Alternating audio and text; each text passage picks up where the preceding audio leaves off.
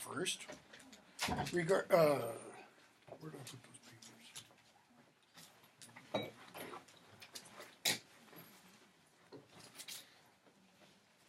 Shall I? Shelby, got your paper or exam? Yeah, she said I could pass it if you. I don't know. Taboo. Close my eyes. So, since you asked about papers, any questions about those? It's been a couple minutes. If you have any. If you don't, we'll jump right to the sonnets. I'm not looking for anything other than a well-written paper with a good, strong thesis that argues a point, improves that point. That's all I'm looking for. Okay? I'm not looking for you to please me, for you to suck up to me. I don't know about other professors. Take that back. I know some do. If you disagree with my interpretation of something that we talked about in class and you want to argue that, please do it. Okay? I love that kind of thing. But your paper can take a lot of forms. You can examine a theme that we've seen in a single work, across works. You can take one of the sonnets and explicate it. Believe me, you can easily get 8 pages out of a single one of these sonnets. It doesn't have to be one of the ones I've assigned. If you go through and read all of them, and there's one that really strikes you, you can do that. You could try to read all 154 and argue a reading for them. Okay, there's a lot that's been written about the sonnets. That would be a great idea. You could look at the first tetralogy, make an argument that Shakespeare's trying to present an idea across all 4 plays. Doesn't matter. That coming up with the idea is entirely up to you. All I ask is good, strong thesis, well argued, well proven. Okay, and then you've got the base requirements.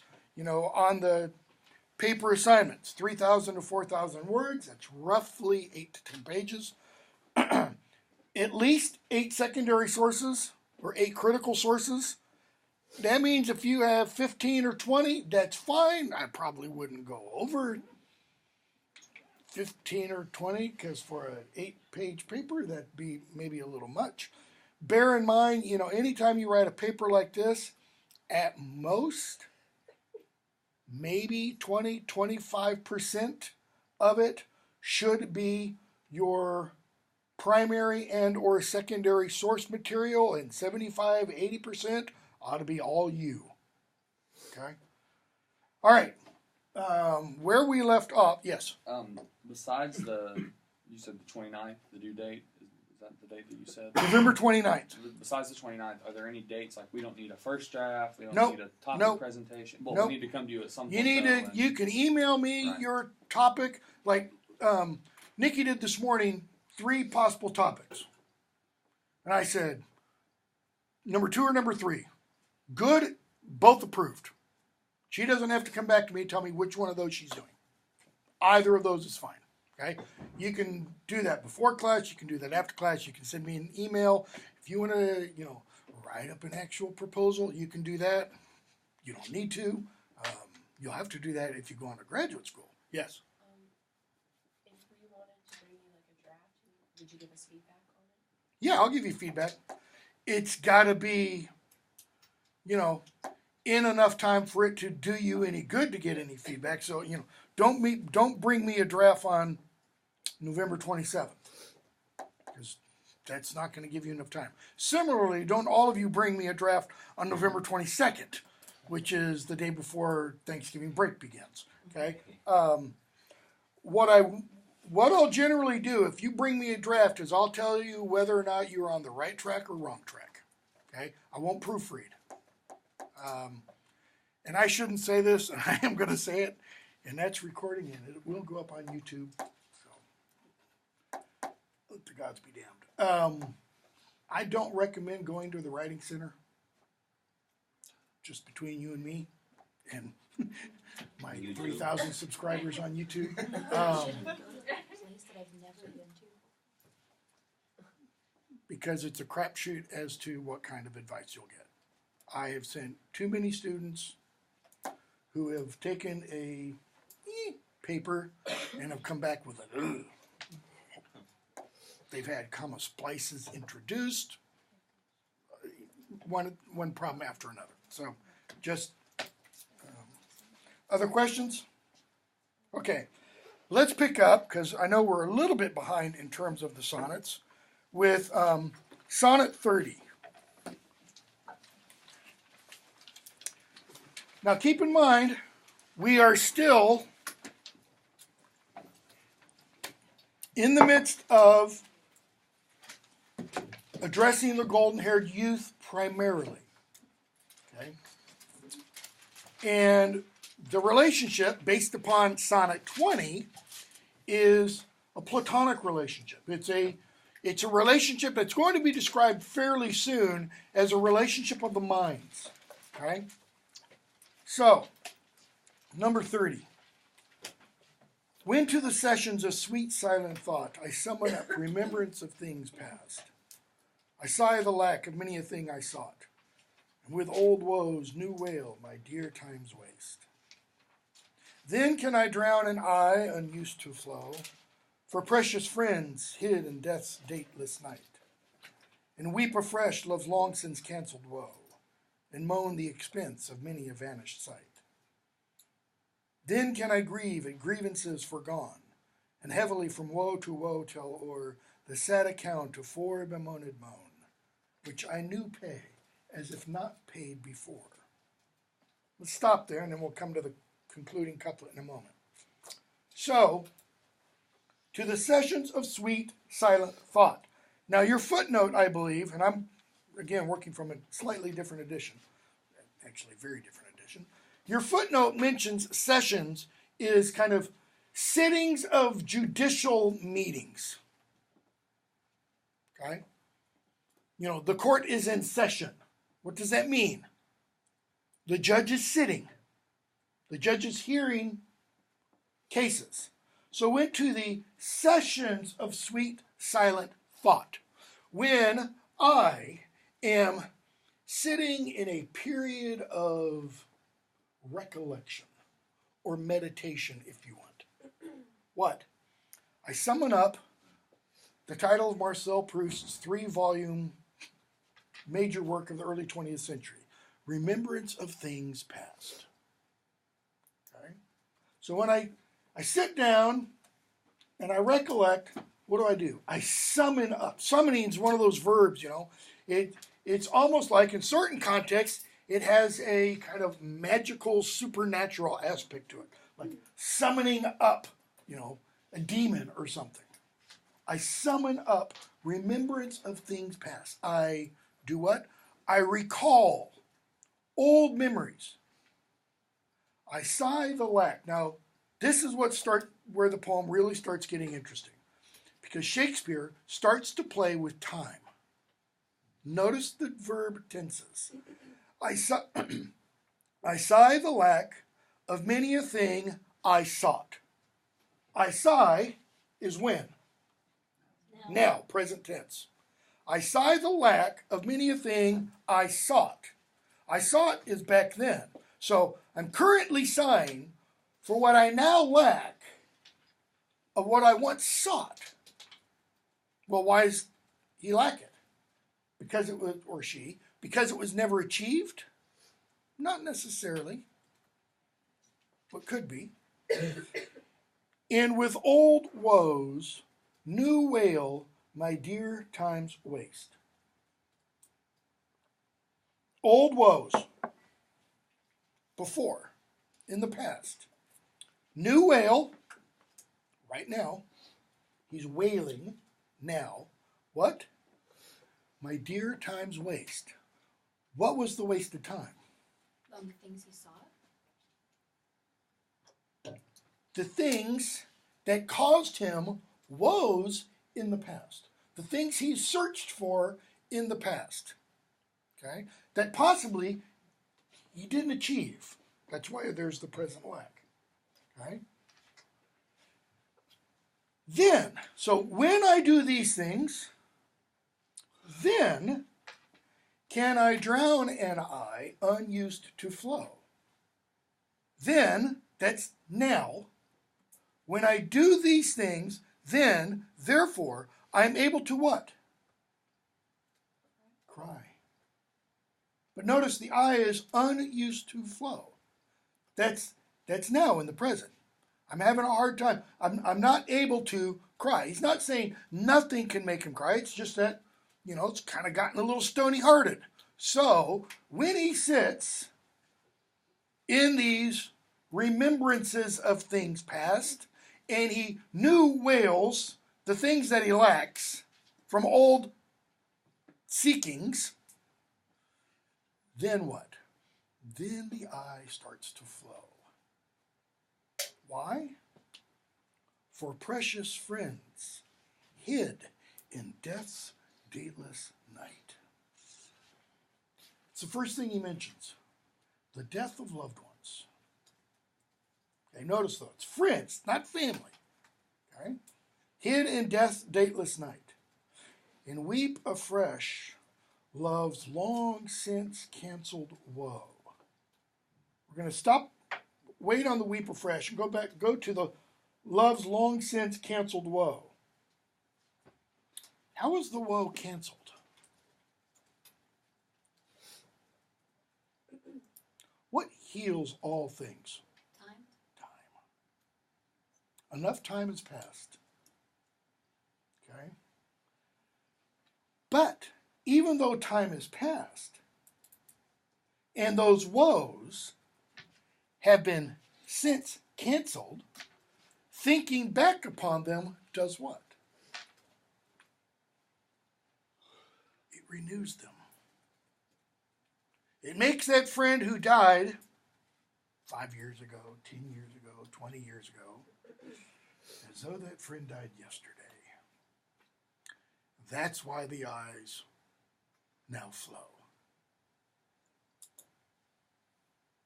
And moan the expense of many a vanished sight. Expense. How do we tend to use the word expense today? Not expensive, expense. Okay, it's related to money. It's something you have to pay, right? Okay. But if we turn it into another form of the word, to expend, what does it mean? You got the spend part, right? And then X, out of, away from. That is, it's something you give away. You give away the money in modern society for what? The expense of this is, $500 new. So you give away to receive this. But it's I moan the expense of many a vanished sight. How's expense being used there? If something is expensive, it's what? Costly. He moans the cost of many a vanished sight. Then, so when I do this, then I do this, and then I also do this, then can I grieve at grievances forgone. Grievances forgone. Explain that. It's not hard. I was just reading an article before I came into class. I'm a political news junkie. And Trump held a rally last night in Houston with Ted Cruz. And a reporter asked him, what about lying Ted? And Trump being a pathological liar. Two things they leveled at each other. And Trump said, no. Now I call him beautiful Ted. Texas Ted. Grievances forgone. That's exactly what that is. No longer important. No longer current. Okay? But go back to the beginning of it. Then can I grieve at grievances forgone. Why grieve at no longer remembered? I mean, they are remembered, but no longer active. Why grieve now at grievances one once had with somebody in the past? What can grievances lead to? Regret. What else? Resentment. What about grievances between friends? You just lead to arguments. And breaking friendships. Then can I grieve at grievances foregone, and heavily from woe to woe tell o'er. The tell there does not mean what we think of tell as in speak. I said such and such. It's tell as in, if any of you have one of these jobs, like a bank teller. What does a bank teller do? Counts out money. That's what the teller is doing. That's what the tell in teller means. One who counts. Okay? Then can I do what? Heavily from woe to woe, tell over. So thinking of those grievances foregone, what does the speaker do? The speaker goes back and mentally thinks of what? Man, I was a damn fool. I was an ass. In this case, in this case, in this case, in this case, in this. The speaker is going back and counting. Stupid thing, dumb move, I was an idiot, etc. How do I know that's the telling? The sad account of fore bemoaned moan. He's counting what? The fore bemoaned, for before, moan. So when to the sessions of sweet silent thought, this person summons up remembrance of things past, what does the person do?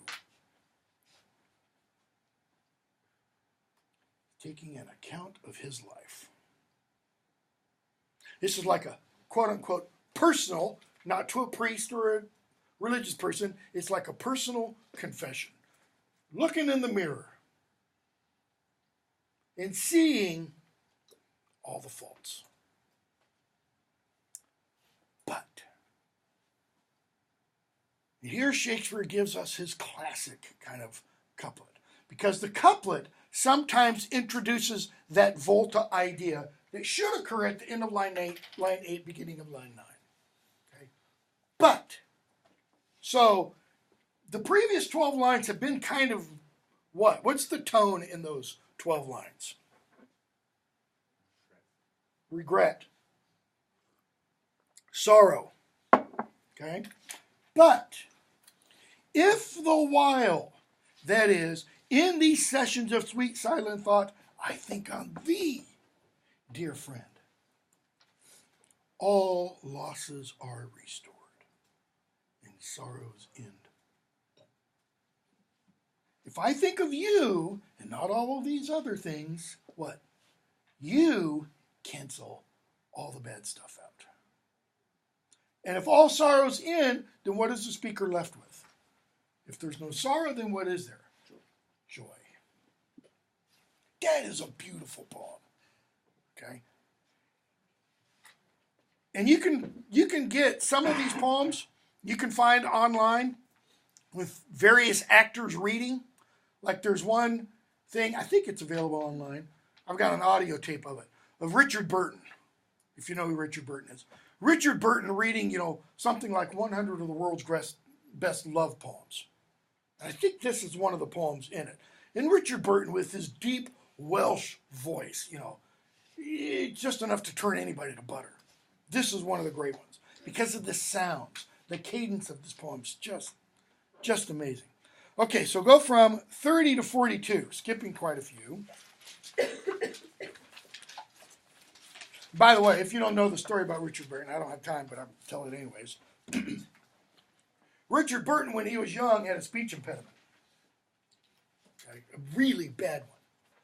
And he had a speech coach who if I remember correctly, the way he got him to overcome the speech impediment, and you see the same thing in the film The King's Speech. They tried the same thing with, what was he, Edward the Sixth? Not Edward the Sixth, Bertie. With King Bertie, I can't remember which one he was. Anyways, the speech coach put a bunch of rocks in his mouth, or like marbles. And he had to learn to speak clearly with a mouthful of marbles. And it took him a while, but he eventually became, Richard Burton. Okay, number 42. That thou hast her, it is not all my grief. Well, who's the her? We don't know yet. That thou hast her, it is not all my grief, and yet it may be said, I loved her dearly. That she hath thee is of my wailing chief, a loss in love that touches me more nearly. Loving offenders, thus I will excuse ye. Thou dost love her because thou knowest I love her. And for my sake even so doth she abuse me, suffering my friend for my sake to approve her. If I lose thee, my loss is my love's gain. And losing her, my friend hath found that loss. Both find each other, and I lose both twain. And both for my sake lay on me this cross. But here's the joy. My friend and I are one. Sweet flattery. Then she loves but me alone. Okay? Who's the she? I mean, we don't know a name. Girl. There are possible names. If you read your introduction, Amelia Lanier is a possible. She was a poet in her own right. Is a possibility. And there were two or three others. Somebody else came up with a woman about, when was this? 3 to 5 years ago. Pretty good evidence. Man, I can't remember her name either. She was African, in fact. It's probably the dark lady that's being referred to. So, the her is the speaker's lover. Physical lover, erotic lover. Okay? That thou hast her, has the modern connotation. You've had her. It's not all my grief. And yet it may be, but I did love her. Notice the tense there. Loved her dearly. That she hath thee, so you've had her and she's had you. That's of my wailing chief. That's the chief thing, he says, that concerns me. It's a loss in love that touches me more nearly. He's implying that her erotic love for his platonic lover can develop into what? Erotic love can lead to platonic love. Platonic love, theoretically, can lead to erotic love. He's worried, I might lose you completely. Loving offenders, thus I will excuse you. That is, it's okay. I understand. You love her. Why? Because you know I love her. In other words, you took her to bed, what? What's he really saying? Spite. To get at me. At least that's the way I read that. I could be entirely wrong. In which case, Ben's also wrong. Mm-hmm. And for my sake, even so doth she abuse me. That is, and she's doing this also for spite. It's like the two of them. So you have speaker, golden-haired youth, dark lady. These two connect for what purpose? To bug the hell out of him. To somehow, for some reason, strike at him. Suffering my sin for my sake to approve her. If I lose thee, my loss is my love's gain. That is, I will lose you, but she will win you. And losing her, my friend hath found that loss. Both find each other, and I lose both. what's the speaker saying? 2-word phrase. I'm screwed. Because you can use the same verb if you want. And both for my sake lay on me this cross. Okay, so if they lay on him this cross, then what is it? According to a Christian sense. Burden. It's a burden. It's something to be endured. But here's the joy. My friend and I are one. How?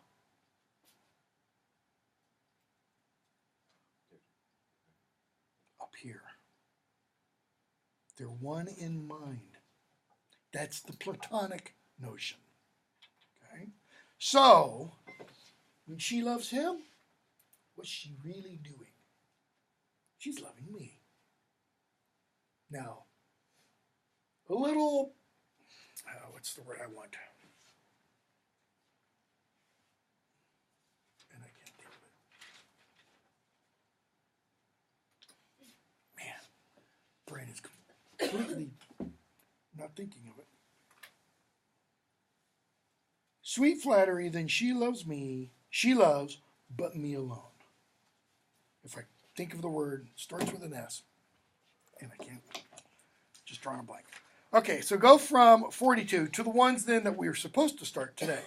And you had several, and I asked you to read 1, 2, 3, 4, 5, 6, 7, 8 very closely. So 55 was the first of those I wanted you to read very closely.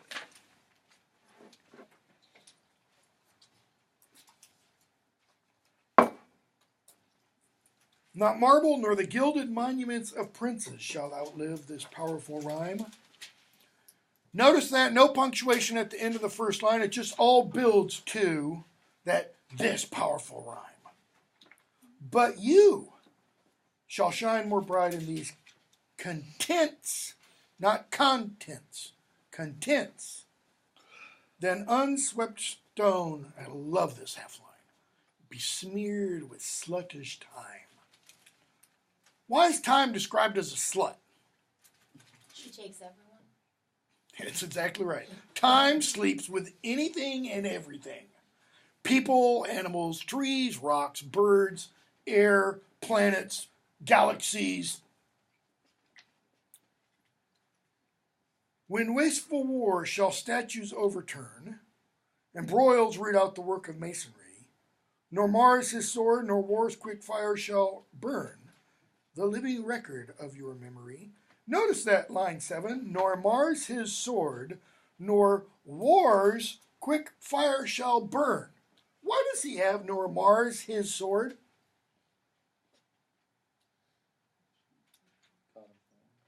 Why is it not?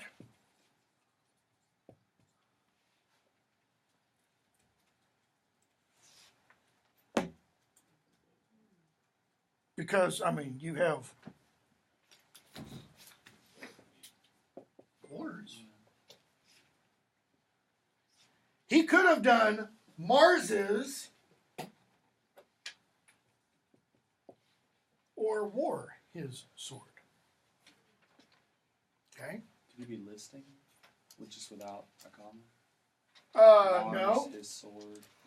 No. I mean, it's a good guess. We'll talk about this if you take my History of the English Language course in the spring. This is what case? Possessive, right? How do you know it's possessive? It's apostrophe S, right? Because it's what you've been taught from beginning. No, it's not. This is actually that. In Old English, if we were to take this word and assume that it's Old English, the possessive case, singular, looked like that. Had an ES ending on the word. Okay? By Shakespeare's day, you don't have that. That is, in the late Middle Ages and early Renaissance, you get this introduced. And sometimes, I'm making this one up, that. And so when we have this, the apostrophe S, etymologically / historically, it's wrong. It's incorrect. It's like saying ain't in polite circles. Okay? Ain't, however, historically, is a perfectly fine and approvable and polite contraction, as long as it's used correctly. I ain't, not they ain't, because they am not, that's just bad English. But I am not, it's perfectly good English. So I ain't is also perfectly good English. Okay? This does not come from this. This comes from that. Okay? So anyways, a little bit of history of the language here. Nor Mars' sword, nor war's quick fire shall burn the living record of your memory. Against death and all oblivious enmity shall you pace forth. Your praise shall still find room, even in the eyes of all posterity that wear this world out to the ending doom.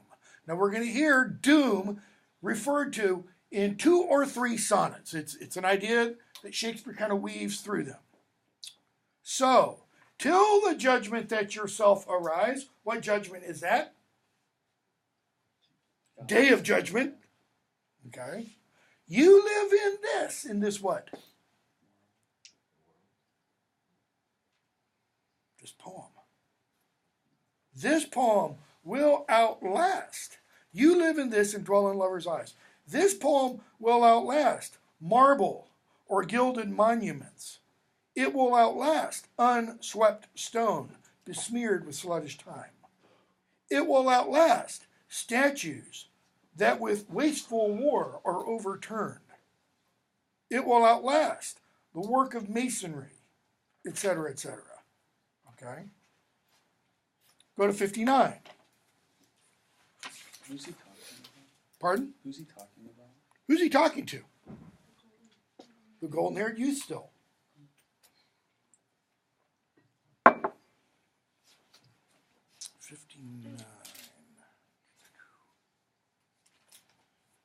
If there be nothing new, but that which is hath been before, how are our brains beguiled, which laboring for invention bear amiss the second burthen of a former child?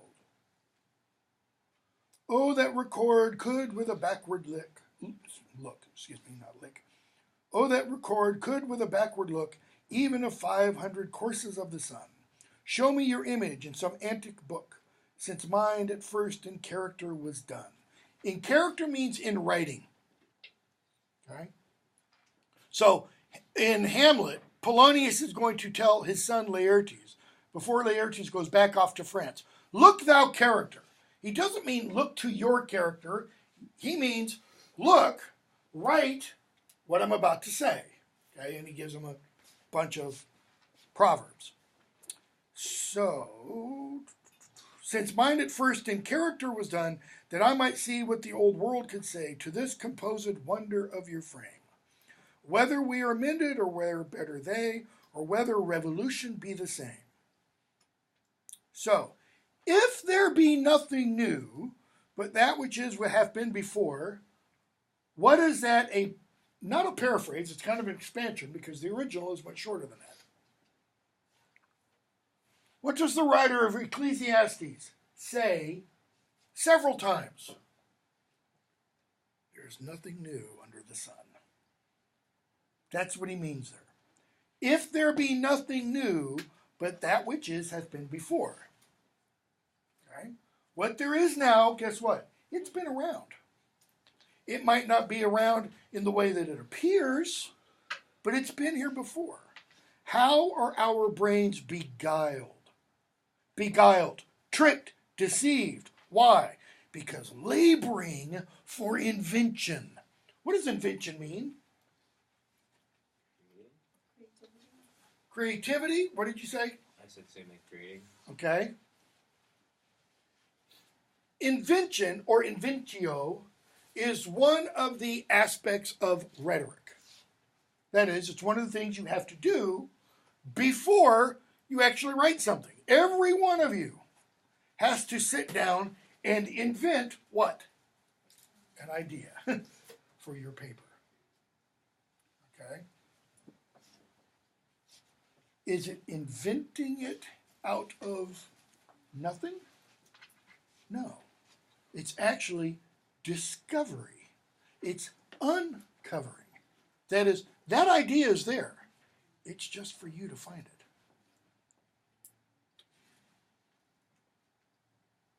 Which laboring for invention. Notice Shakespeare is saying here, coming up with ideas is hard. It's labor. Bear amiss the second burden of a former child. Bear amiss, we don't quite get at something new and original. Why? Because there's nothing new under the sun. We do what? We bear a former child. How many of Shakespeare's plays are quote unquote original? Not many. Almost all of them are based on other sources. It's what Shakespeare does with those other sources that makes them original, however. Oh, that record could, with a backward look, even of 500 courses of the sun. So go from, say, 1595 to 1095. Show me your image in some antic book. That is, the record of those 500 years. He's saying, I could go back in and do what? I could see your image. Does he mean that literally I could go back 500 years and look at there, there's golden-haired youth right there? No. Since mind at first in character was done, since minds were first expressed how? In writing. Just got a book the other day because I read an article off some link I saw on the internet. This, she's a linguistic kind of archaeologist. And she's the only person in the world to really pay any attention to these 32 signs that show up in caves with paintings on their walls. Ice Age paintings, like in Lascaux, France. Okay? Most people take a look and are entranced by the pretty paintings. Bison, elk, things like that. She pays attention to these funny little marks that show up all over, okay? These caves. In almost all the caves that have these paintings, there are these marks. Her argument is this is some kind of very, very early proto-writing. That is, the people are charactering what they're thinking of with these, okay? That I might see what the old world could say to this composed wonder of your frame. So I want to go back and look at these old books to see what the old world might say about you. Not like Nostradamus' prophecies. What's he getting at? The idea of beauty. The person being addressed, the epitome, the model of beauty. So let's see what other people in other times have said about beauty. Whether we are mended or we're better they. Okay? Who's got the better idea, the better model of beauty? Or whether revolution be the same. That is, it's all one. Beauty is the same. Oh, sure I am, the wits of former days, to subjects worse have given admiring praise. Why subjects worse? They talked about beauty 500 years ago, let's say, 1000 AD. Whoever. Let's back it up a little bit. 1300. Who's the model of beauty in, say, Arthurian romance? Louder? Louder. Athena? Guinevere? She's kind of held to be the model of beauty. Until you get a little poem like L'Envol, where the queen of the fairies is the most beautiful thing in the world. Okay? He's saying they, back then, had what? They had worse subjects to give admiring praise to. What's he saying about the golden-haired youth? What was thought to be beauty before, they were just shadows, kind of compared to you. And there's our Platonic, I put up on the board, Plato, his realm of ideals and such. They were kind of divining toward you. And the poet's going to get this idea a little bit more later. Right? So all those people who were described as beautiful before, they didn't really deserve the term because the term was made for you. That was 59. Go to 71. Hey, we might actually get through what we're supposed to.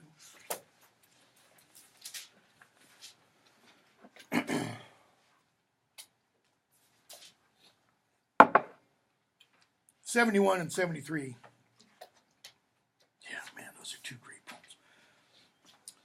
No longer mourn for me when I am dead, then you shall hear the surly sullen bell give warning to the world that I am fled from this vile world with vilest worms to dwell. All one sentence, no pause. He just wants that read straight through. Nay, and then notice you get a pause right there. Nay, if you read this line, remember not the hand that writ it, for I love you so that I in your sweet thoughts would be forgot, if thinking on me then should make you woe. Oh, if, I say, you look upon this verse, when I, perhaps, compounded am with clay, do not so much as my poor name rehearse, but let your love even with my life decay. Lest the wise world should look into your moan and mock you with me after I am gone. So, first quatrain. Don't mourn for me when I'm dead. It's not just that. No longer mourn for me when I am dead. Then what? Don't mourn longer than what? Then the bell rings, announcing my death. So when the bell finishes ringing, 9 for a man, 8 for a woman, and then the number of times indicates the years the person has lived. So let's say the speaker is 45. You get 9 plus 45, you get 54 tolls of the bell. And when that last toll, bung, stop mourning. Give warning to the world that this is what the bell is doing. Give warning to the world that I am fled from this wonderful world, this joyful world, this beauteous world. No. From this vile world with viledest worms to dwell. There'd be a paper topic right there about Shakespeare's portrayal of death or Shakespeare's use of worms. Because he does it in the sonnets and he really does it in Hamlet. Okay? Nay. What does nay imply? Stop. No, don't. If you read this line, don't remember the hand that writ it. Why? For I love you so that I in your sweet thoughts would be forgot. Why? Next line. If thinking on me then should make you woe. Make you, we would say, well, that's not grammatical. Full of woe. I don't want you to think of me if it's going to make you sad. So don't think of me if I'm dead. If it doesn't make you sad, then you can think of me. But if I make you sad, I don't want you to think of me. If you look upon this verse, when I am, there it is again, compounded with clay, from dust thou art, to dust shalt thou return. Do not so much as my poor name rehearse, but let your love even with my life decay. In other words, if you read this verse, don't do that. But let your love with my life die. Why? Lest the wise world, we'll come back to wise in a moment, should look into your moan and do what? Mock you with me after I'm gone. Well, what kind of cold, heartless SOB would mock somebody who is mourning the death of a friend? In what instance, let's say in Elizabethan England rather than in our society, would someone mock that kind of situation? If you remember, who are two of the possibilities for the golden-haired youth? Henry Wriothesley, H.W., and William Herbert. They were both aristocrats. Okay? So they're up here. Where's Shakespeare? The son of a glover. That is a man who makes gloves. He's down here. So if you read this biographically, and even if you don't, the gist of the poem suggests that the speaker is of a much lower social status than the golden-haired youth. Okay? So the wise world, looking into the golden-haired youth's moan, would mock him for what? What are you doing? Why are you mourning that lowlife? Why are you mourning someone of low? Wait, you didn't know each other, did you? I mean, you weren't like close, were you? Because that's just wrong. In a class society, a real class society, and Elizabethan England was one, it is wrong to mix classes. Okay? With us, it's not. That's what he's getting at there. Now, turn to 73.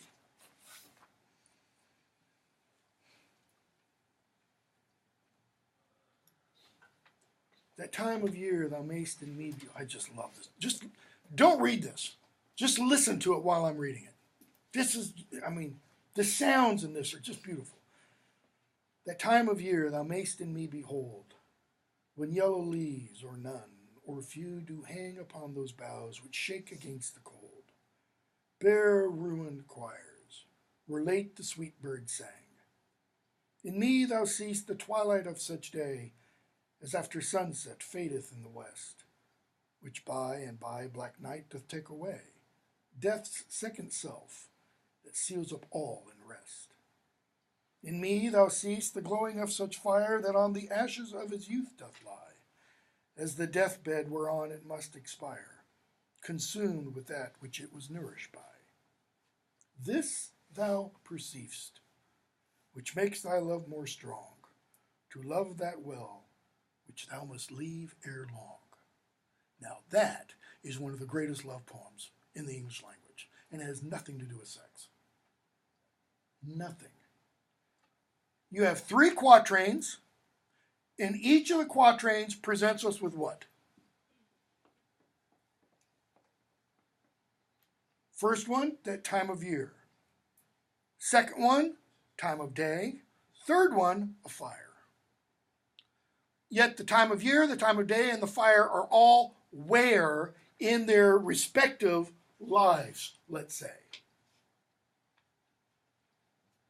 In that time of year thou mayst in me behold, when yellow leaves or none do hang upon those boughs which shake against the cold. What time of year is it? It's late fall or winter. There's still some leaves, possibly. Bare, ruined choirs, where late the sweet birds sang. What are the choirs? We think of choirs as what? A bunch of people singing, right? That's not what the word means in Shakespeare's day. The choir are the stalls near the altar where the choristers stand and sing. The choir here specifically is what? He's talking about the sweet birds. And we have a couple out here. The trees. They're the tree branches where late the sweet birds sang. Late means what? Yeah, they're not anymore. Why not? It's winter. The birds have checked out. They've gone south. Whether English swallow or African swallow, I'm not really quite sure. But so, and there's a historian, I can't remember his name. He wrote a book that, I'm not kidding, 500-600 pages, titled Bare Ruined Choirs. It's all on those 3 words, not referring to the sonnets. He takes the bare ruined choirs from the sonnet and expands and says what Shakespeare ultimately is talking about here is this idea that begins with the dissolution of the monasteries in 1536 by Henry VIII. The bare ruined choirs, that's the choir stalls in the monasteries that no longer exist. You go to, Lindisfarne Abbey, for example, on the Isle of Lindisfarne. It was raided by the Vikings, but the Vikings didn't totally destroy it. It was totally destroyed by Henry VIII. You go to Tintern Abbey, where Wordsworth sat up above the hill, looked down on it, and wrote Tintern Abbey and Intimations of Immortality. Okay? Destroyed by Henry VIII. That's the bare ruined choir, where late Shakespeare is writing this. It's kind of like Shakespeare's looking back and going, I remember. Because even in the 1560s and 1570s, not all of them had been totally destroyed. Parliament was still passing laws to do some of that. Okay? So, in me thou seest. So, you see in me the bare ruined choirs. So if it's in me, maybe it's not trees. So what might the yellow leaves or none refer to? Hair? Gone? So the leaves come off the trees. The birds sit in the trees. If the hair represents the leaves, and the head then represents the branches, where would the birds be? Mind. And the speaker might be suggesting, I'm out of gas. I'm done. The ideas are gone. Might be. I'm not suggesting is. In me thou seest the twilight of such day as after sunset fadeth in the west. So the sun has gone down past the horizon, but is it pitch black? No, you still get that purple. And as the sun goes farther and farther down, or as the world turns, it does get darker and darker and darker. Which by and by black night doth take away. And black night is what? Death's second self. That is, it is an image of death that seals up all in rest. Death is rest. Death is sleep. And Shakespeare will pun on that image, and Donne will pun on that image, etc. Oh, so you don't like those first 2 images? Okay, let me give you a third one then. In me thou seest the glowing of such fire that on the ashes of his youth doth lie. As the deathbed whereon it must expire, consumed with that which it was nourished by. How many of you have ever been to a bonfire, spent the night? Beach bonfire, something like that. Pile up a bunch of wood, you light the fire, and the fire is huge, right? And you wake up in the morning, and what do you have? A pile of ash, and embedded in the ash, embers, right? Because you don't want to go in the morning and go and stick your hand in that ash, because it's really hot. So, You see, the glowing of such fire, that is the glowing of the embers through the ash, that on the ashes of his youth doth lie. Why on the ashes of his youth? What was the youth of the bonfire? The night before when you lit it, that bonfire was young, right? It had all of its stuff, all of its material. That's you guys now. I'm kind of like the bonfire at 3 a.m. in the morning, burning down a little bit. Give me another 30 years, and it'll be the ashes. As the deathbed whereon it must expire, consumed with that which it was nourished by. Life does what? It consumes itself. This thou perceivest. You get this. You know this. You see this. You understand this. Which makes thy love more strong. That is greater. More powerful. Why? To love that well, which thou must leave ere long. And some editors amend that leave to lose, which thou must lose ere long. Why? Because I'm dying. Who's doing the leaving? The golden hair youth? Yeah, it's the person being addressed. It's not the person saying, I'm dying. You perceive all this, and you love me even more. Why? Because you have to leave. We don't know why. This is one of the reasons why, Bevington in his introduction says, we're not sure whether it tells a story. Why? Because it doesn't, if it does tell a story, it doesn't give us everything we need to follow the story. In other words, the plot has gaps, big, gaping ones. Okay? Kind of like if you watch the Harry Potter films. Every one of the Harry Potter films, big, huge, gaping gaps. Why? Because they can't compact everything that's in the books that makes it all make sense. Okay? That was 73. Go to 87.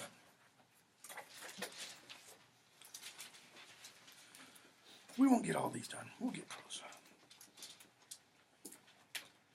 Farewell, thou art too dear for my possessing, and like enough thou know'st that thou estimate. The charter of thy worth gives thee releasing, my bonds and thee are all determinate. What kind of language is being used here? Too dear means too expensive. Possessing, possession, ownership. You know, your estimate, that is the estimate of your worth. Charter of thy worth, that is the document that explains what your value is, gives thee releasing. Why? Because my bonds, like a municipal bond, are all determinate. The date is up. This is all economic legalese. Okay? For how do I hold thee but by thy granting? And for that riches, where is my deserving? How do I hold thee but by thy granting? What's the but by thy granting? By your permission. In other words, the you that is being addressed has done what? 2/4 the speaker. I'm yours. Has given himself to the speaker. And then the speaker says, and for that riches, where is my deserving? What have I done to deserve your love, your friendship? I don't know, maybe you've been in a relationship before. I tell my wife this all the time. I don't know what I did, because I sure don't deserve you. In a positive towards her, negative towards me sense. Right? So he says, the cause of this fair gift in me is wanting. Wanting means what? Because I want you? No. Lacking.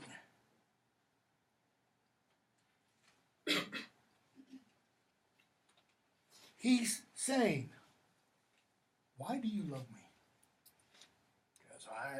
Because I sit in my sessions of sweet silent thought and I think, I suck. What is there in me that causes you? And so my patent back again. That is, my document giving worth is swerving back to me. Thyself thou gavest, thy own worth then not knowing. What's he mean? You gave yourself to me when? You didn't know how valuable you were. You didn't know what your worth was. Or, maybe, to whom thou gavest it else mistaking. Or you mistook me for something other than I am, something more than I am. So thy great gift upon misprision growing, that is, given in error, that error grew, what? It comes home again. The individual being addressed has withdrawn himself from the speaker because of these possible reasons. You didn't realize what you were worth when you gave yourself to me, or you mistook my worth when you gave yourself to me. Therefore, you've pulled back on better judgment making. Notice how this follows 73. The person being addressed in 73 has to do what? At the end? Leave. Something is happening in this relationship. For some reason, the person being addressed has had to withdraw from the speaker of the sonnets. Okay? Thus have I had thee as a dream doth flatter, in sleep a king, but waking no such matter. Why in sleep a king?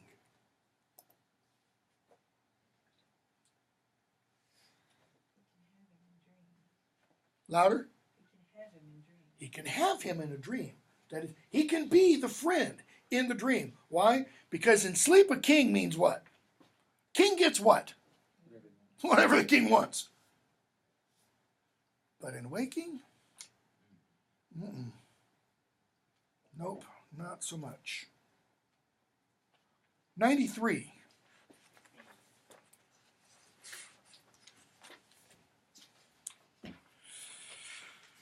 Just really, and there's been a couple of others that we haven't talked about, but this kind of follows up on these couple of others.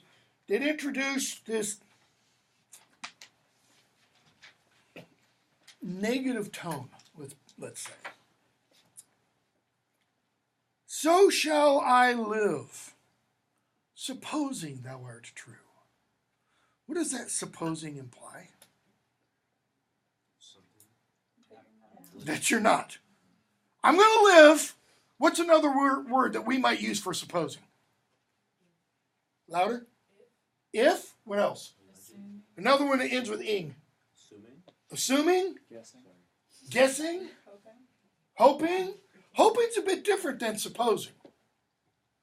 Pretending? So shall I live. Pretending you are true. True means what? Faithful. Like a deceived husband. Wow. That pretty much, tells us everything we need to know. So shall I live, supposing thou art true, like a deceived husband. Notice, not like a deceived husband thinks. He's stating the husband is deceived. He is being cheated on. So love's face may still seem love to me, though altered anew. What is love's face?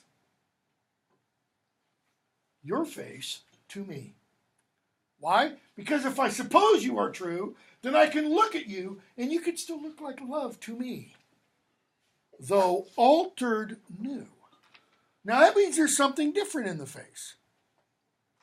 Thy looks with me, thy heart in other place. You're looking at me, but you're thinking of somebody else.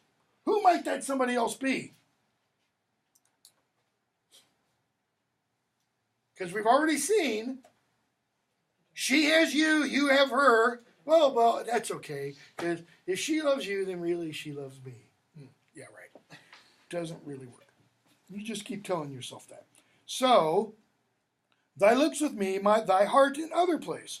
For there can live no hatred in thine eye.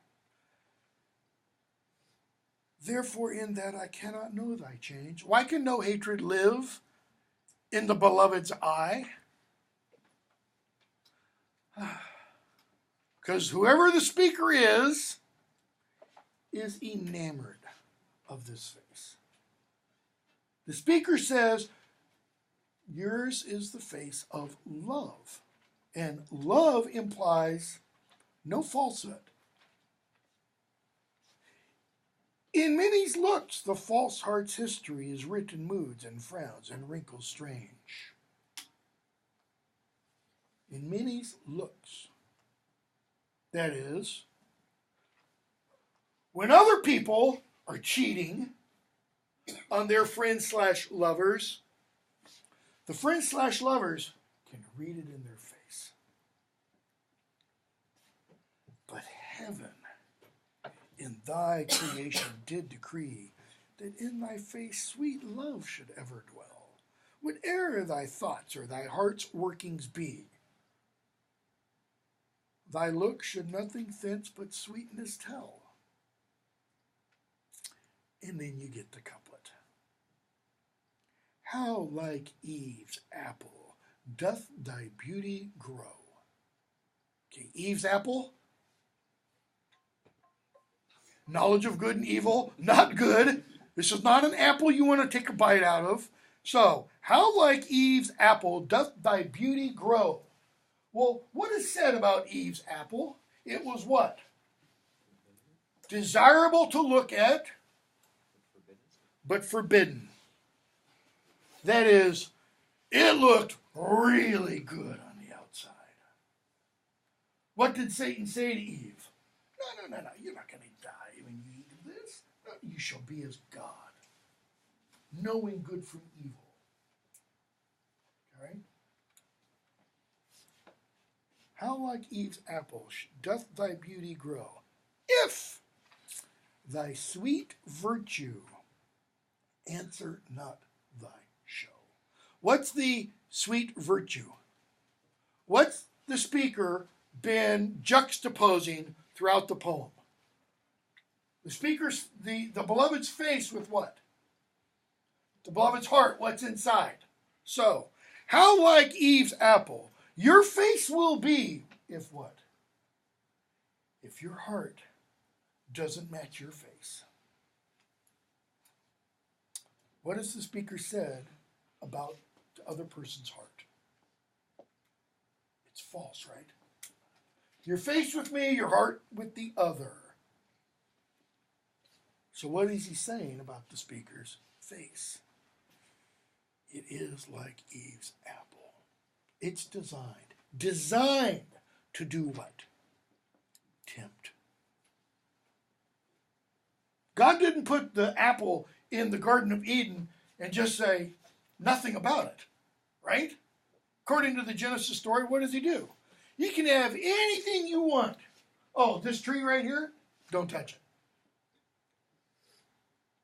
For what purpose? Simple prohibition. Simple, listen to me kind of a thing. Okay?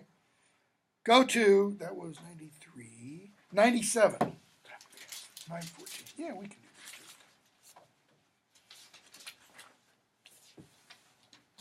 this too. How like a winter hath my absence been from thee, the pleasure of the fleeting year. Now let me read through the whole thing. What freezings have I felt, what dark days seen, what old December's bareness everywhere. And yet this time removed was summer's time, the teeming autumn big with rich increase, bearing the wanton burthen of the prime, like widowed wombs after their lord's decease. Yet this abundant issue seemed to me but hope of orphans and unfathered fruit. For summer and his pleasures wait on thee, and thou away the very birds are mute.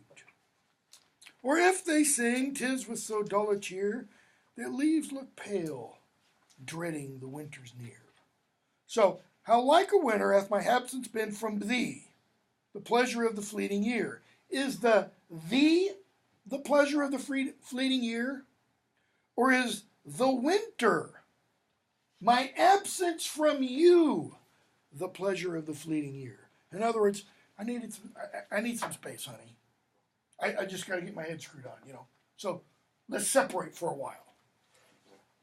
What freezings have I felt? When? In the absence. That's why it's been like a winter. What dark days seen? Why? Because it's been like winter. What old December's bareness everywhere. So, without the beloved, life is like winter. If you're a Stranger Things fan, it's being in the Upside Down, where everything's dark and misty. And yet this time removed was summer's time. Wait, he just said it was like winter. Now he's saying, my time separated from you, it was actually like summer. The teeming autumn big with rich increase. Rich increase? Well, what happens in spring? The idea, the implication is impregnation, growth. Autumn will be the birth. The teeming autumn, big with rich increase, growing, getting ready to really produce, bearing the wanton burthen of his prime. Wanton, sexually loose. Okay? Burden, pregnancy, of his prime, his youth. Like widowed wombs after their lord's decease. That's widowed wombs that are pregnant. Yet this abundant issue seemed to me the hope of orphans and unfathered fruit. That is, the fall that came after the summer, and thou away, even the birds don't sing. Well, maybe they do. Maybe it's they don't sing beautifully, though, with so dull a cheer that leaves look pale, dreading the winter's near. So it's been absent during winter, or the absence has seemed like winter. 98. From you have I been absent in the spring. So the previous poem said the absence was like winter. Didn't say it was winter. Now the speaker is saying, I've been away from you in the spring, when proud-pied April, dressed in all his trim, that is, all his ornament, all his adornment, all the beautiful buds and flowers, hath put a spirit of youth in everything. Well, what is that spirit of youth? The birds and the bees. That heavy Saturn lapped and leapt with him. Yet, nor the lays of birds, nor the sweet smell of different flowers in odor and in hue, could make me any summer story tell, or from their proud lap pluck them where they grew. Nor did I wonder at the lilies white, nor praise the deep vermilion in the rose. They were but sweet, but figures of delight, drawn after you, pattern of all those. So what are the lilies white, the deep vermilion, the sweet figures of delight that the speaker is talking about? And who is the you? Is the you here still the golden-haired youth? Or might the you here be referring to the dark lady? Because keep in mind, earlier where we saw the golden-haired youth and the dark lady, quote-unquote, hook up, the implication is that he has separated himself from the speaker, and the dark lady has separated herself from the speaker. Okay? But the dark lady has not specifically been addressed, like we are going to see beginning with Sonnet 127. Well, look at the final couplet, and then we'll come back to those colors. Yet seemed it winter still, and you away, as with your shadow I with these did play. Who are the these?